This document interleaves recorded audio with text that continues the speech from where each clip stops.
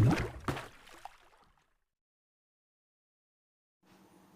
Students, आज 19 सितंबर 2018 है और आज का मोस्ट इंपोर्टेंट करंट अफेयर लेकर आया हूँ। करंट अफेयर के साथ साथ जितने भी एक्स्ट्रा फैक्ट होंगे वो सभी हम लोग पढ़ेंगे। जो लोग पहली बार हमारे चैनल पर विजिट कर रहे हैं, डेली सबसे पहले करंट अफेयर देखने के लिए हमारे चैनल को सब्सक्राइब कर लीजिए और इस तरह के बेल आइकन को प्रेस कर दीजिएगा ताकि हर वीडियो का नोटिफिकेशन आपको मिलता रहेगा। वीडियो पूरा देखिएगा, पसंद आएगा तो एक लाइक जरूर कर दीजिएगा। आज के करंट अफेयर का PDF नीचे डिस्क्रिप्शन से आप डाउनलोड कर सकते हैं। लास्ट में आपसे 2 क्वेश्चन करूंगा जिसका आंसर आपको नीचे कमेंट में लिखना है। अब चलिए शुरू करते हैं। पहला क्वेश्चन है, हाल ही में भारत सरकार ने बैंक ऑफ बड़ौदा, देना बैंक तथा अन्य किस बैंक को विलय के लिए प्रस्ताव दिया है? किस बैंक के लिए? विजया बैंक। ये तीनों बैंक के विलय के लिए प्रस्ताव दिया है भारत सरकार ने RBI के पास। अगर RBI इस प्रस्ताव को पारित कर देता है यानी मंजूरी दे देता है तो यह भारत का तीसरा सबसे बड़ा बैंक होगा। और पहला सबसे बड़ा बैंक कौन सा है? SBI है। भारत में इस वक्त सबसे बड़ा बैंक है SBI। ठीक है।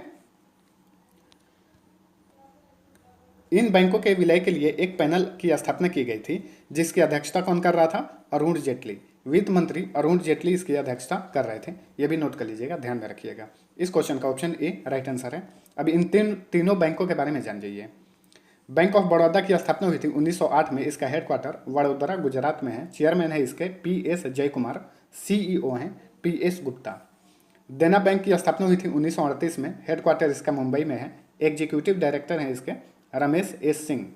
विजया बैंक की स्थापना हुई थी 1931 में। इसका हेडक्वार्टर बेंगलुरु में है और प्रेजेंट टाइम में इसके MD एंड CEO हैं RA शंकरा नारायण। जितना भी चीज़ बताता हूँ एक्स्ट्रा सभी के सभी नोट कर लीजिएगा आप लोग। आप मेरे साथ टेलीग्राम और फेसबुक से भी जुड़ सकते हैं जिसका लिंक आपको नीचे डिस्क्रिप्शन में मिल जाएगा। और आप लोगों से रिक्वेस्ट कर रहा हूँ कि वीडियो पसंद आता है तो एक लाइक जरूर करके जाइएगा। ठीक है। चलिए दूसरा नंबर क्वेश्चन है, बेलारूस के मिन्स्क में आयोजित मेडवेड अंतर्राष्ट्रीय कुश्ती टूर्नामेंट में किस भारतीय ने रजत पदक जीता है? साक्षी मलिक ने रजत पदक जीता है। ठीक है। ऑप्शन बी राइट आंसर है इसका। बेलारूस में इसकी आयोजन किया गया था। अब एक चीज़ और जानिए, पूजा चंदा जो है इसी कुश्ती में 57 kg भार वर्ग में कांस्य पदक जीता है। कांस्य पदक को इंग्लिश में ब्रॉन्ज मेडल बोलते हैं और रजत पदक को सिल्वर मेडल बोलते हैं। ठीक है।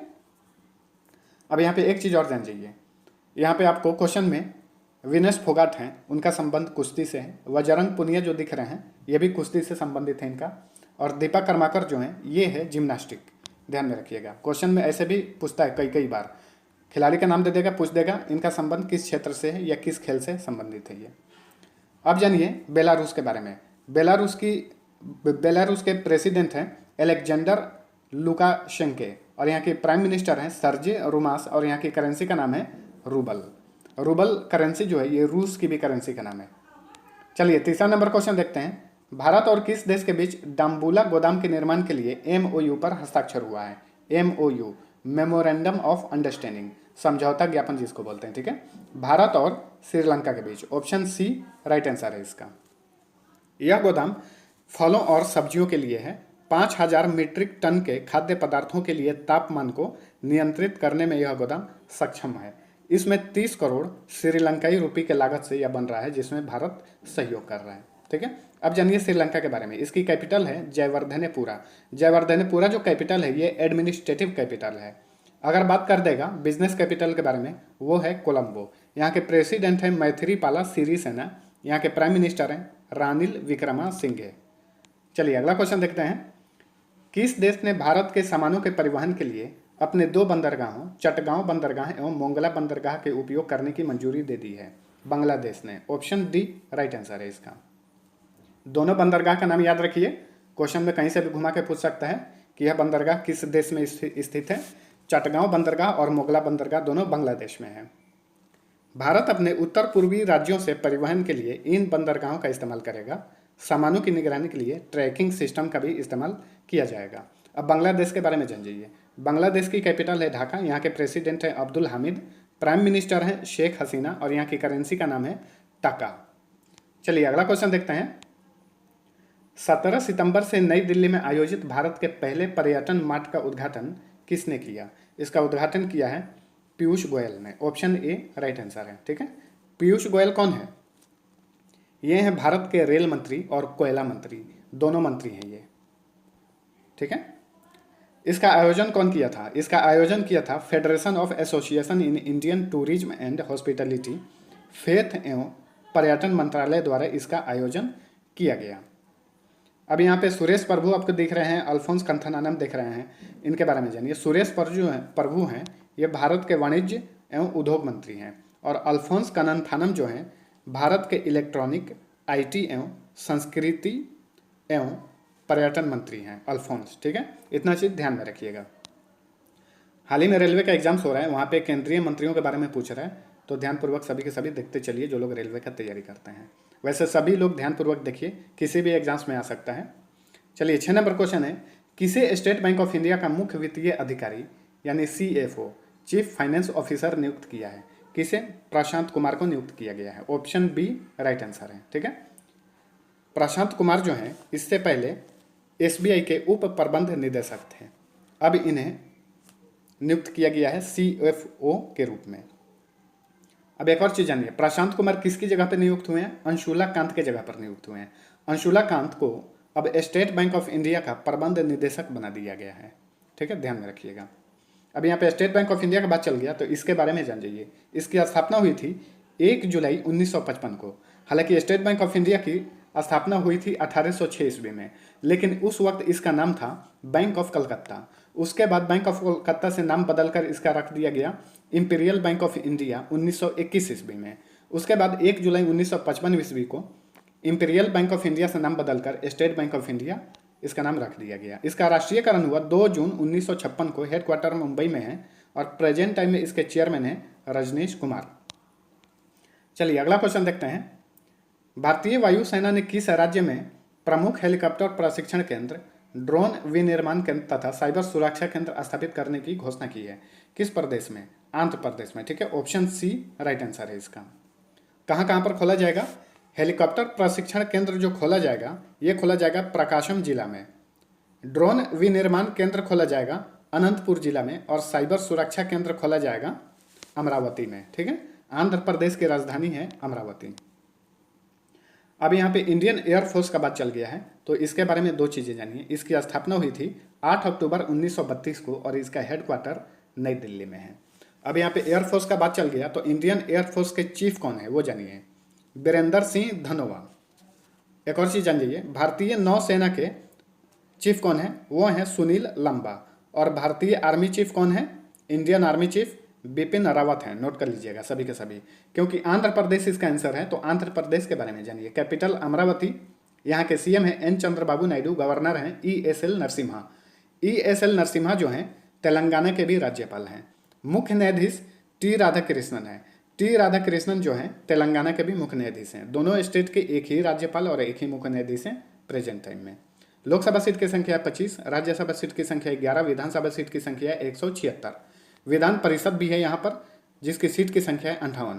भारत में 7 स्टेट में विधान परिषद है। कहाँ? जम्मू कश्मीर, उत्तर प्रदेश, बिहार, महाराष्ट्र, कर्नाटक, आंध्र प्रदेश और तेलंगाना। अभी हाल ही में कुछ दिन पहले प्रस्ताव पारित हुआ था उड़ीसा के विधानसभा में कि वहाँ पर विधान परिषद भी होगा, तो अगर वहाँ पे पूर्ण रूप से स्थापित हो जाता है तो उड़ीसा 8वां राज्य हो जाएगा जहाँ पर विधान परिषद होगा। सभी को नोट कर लीजिएगा। यहाँ का बहुत ही प्रसिद्ध लोक नृत्य है आंध्र प्रदेश का Kuchipudi. Venkateswara national park, Rajiv Gandhi national park, Papi Konda national park भी आंध्र प्रदेश में है, ठीक है। श्री साइलम बांध, आलामाती बांध, बसवा सागर बांध, बांध को इंग्लिश में डैम बोलते हैं, ये सभी के सभी कृष्णा नदी पर हैं और कृष्णा नदी आंध्र प्रदेश में है। चलिए अगला क्वेश्चन देखते हैं। प्रधानमंत्री नरेंद्र मोदी की अध्यक्षता वाले कौशल भारत मिशन का किसे ब्रांड एम्बेसडर बनाया गया है? ठीक है, किसे बनाया गया है? वरुण धवन और अनुष्का शर्मा, इन दोनों को। ऑप्शन डी राइट आंसर है इसका, ठीक है। अब ब्रांड एम्बेसडर का बात चल गया। यहाँ पे अमिताभ बच्चन जो दिख रहे हैं ये किसके ब्रांड एम्बेसडर हैं?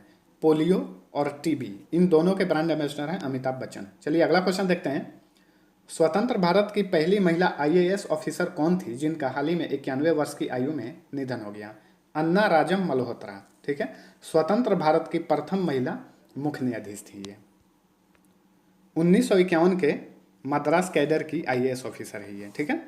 ये स्वतंत्र भारत की प्रथम महिला आईएएस ऑफिसर हैं। और स्वतंत्र भारत से अगर पहले का बात करेगा, सिर्फ बात करेगा कि भारत की प्रथम प्रथम महिला आईएएस ऑफिसर, वो थी ईशा बसंत, लेकिन स्वतंत्र भारत से पहले। ठीक है, यहाँ पे आपको किरण बेदी दिख रही है। किरण बेदी भारत की प्रथम महिला आईपीएस ऑफिसर हैं। और लीला सेठ जो हैं, ये भारत के किसी भी उच्च न्यायालय की प्रथम महिला मुख्य न्यायाधीश हैं। और किस राज्य की बनी थी? हिमाचल प्रदेश की प्रथम महिला मुख्य न्यायाधीश बनी थी लीला सेठ। इस क्वेश्चन का ऑप्शन ए राइट आंसर है, ध्यान में रखिएगा। अन्ना राजम मल्होत्रा को 1989 ईस्वी में 1989 में इनको पद्म भूषण अवार्ड भी मिल चुका है। चलिए अगला क्वेश्चन देखते हैं।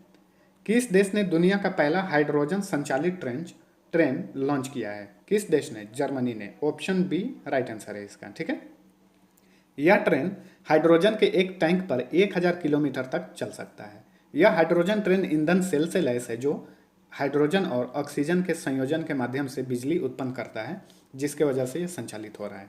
ठीक है, ऑप्शन बी राइट आंसर है। इस ट्रेन का क्या नाम है वो जानना जरूरी है।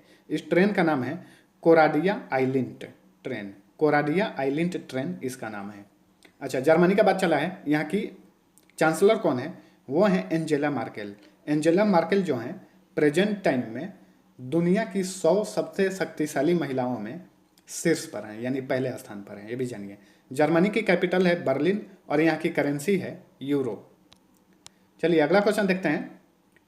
प्रसिद्ध टाइम मैगजीन को किसने खरीद लिया है? ठीक है, टाइम मैगजीन बहुत ही फेमस मैगजीन है, आप लोग नाम सुने होइएगा कि इस मैगजीन के कवर पेज पे जिसका नाम आ जाता है, वो फोटो आ जाता है, वो फेमस हो जाता है। इतनी बड़ी मैगजीन है ये, दुनिया में सबसे ज़्यादा बिकने वाली मैगजीन है ये टाइम मैगजीन। इसको किसने खरीद लिया है? इसने खरीद लिया है मार्क बोनीऑफ ने। ऑप्शन सी राइट आंसर है। टाइम मैगजीन जो है अमेरिका की है मैगजीन, और मार्क बेनियॉफ जो खरीदे हैं ये भी अमेरिका के ही हैं। ठीक है, एक और चीज़ एग्जाम्स में आ सकता है आपके लिए। टाइम मैगजीन जो है ये कौन सी मैगजीन है? पर डे वाली है या हफ्ता वाली है, मतलब साप्ताहिक है या मंथली है? कौन है? साप्ताहिक है। ये मैगजीन जो है एक एक सप्ताह पे निकलता है, ध्यान में रखिए। ये था हमारा आज का करंट अफेयर। इसका पीडीएफ नीचे डिस्क्रिप्शन से आप डाउनलोड कर सकते हैं। और प्लीज़ एक लाइक जरूर कर दीजिएगा, और हो सके तो दोस्तों के साथ शेयर भी करना नहीं भूलिएगा। कल के क्वेश्चन का आंसर बता देता हूँ। पहला क्वेश्चन था, हाल ही में सैमसंग ने दुनिया का सबसे बड़ा मोबाइल एक्सपीरियंस सेंटर कहाँ खोला है? इसका आंसर बेंगलुरु था, ऑप्शन सी।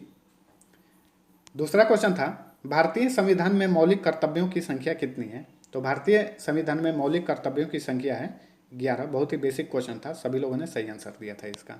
अब चलिए आज का क्वेश्चन करता हूँ। किस राज्य की पुलिस ने डायल FIR योजना शुरू करने की घोषणा की है? दूसरा क्वेश्चन है, राष्ट्रीय महत्व के स्मारकों, स्थानों एवं वस्तुओं के संरक्षण के बारे में उल्लेख संविधान के किस अनुच्छेद में मिलता है? दोनों क्वेश्चन का आंसर जल्दी से कमेंट में आप लिख दीजिए। इन दोनों क्वेश्चन का आंसर मैं कल के वीडियो के लास्ट में बताऊंगा। ठीक है, आप मेरे साथ टेलीग्राम और फेसबुक और इंस्टाग्राम से भी जुड़ सकते हैं। इन सभी का लिंक आपको PDF पे भी मिल जाएगा, या फिर डिस्क्रिप्शन में नीचे लिंक में मिल जाएगा, उस पर आप क्लिक करके फॉलो कर सकते हैं।